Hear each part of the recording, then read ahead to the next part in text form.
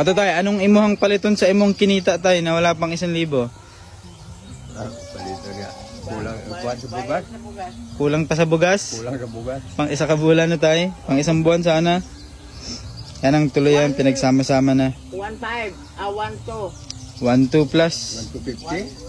Bugas. Ang bugas? Ay, kulang pa pang bugas yung kita mo tayo. Kulang pa.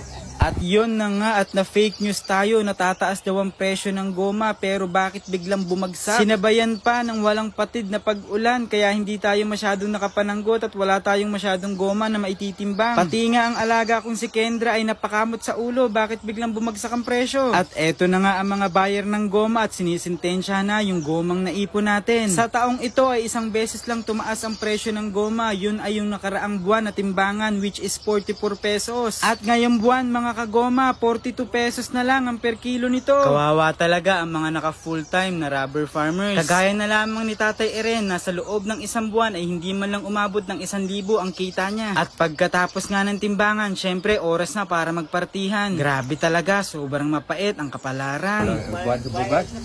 Kulang pa sa bugas? Kulang sa bugas.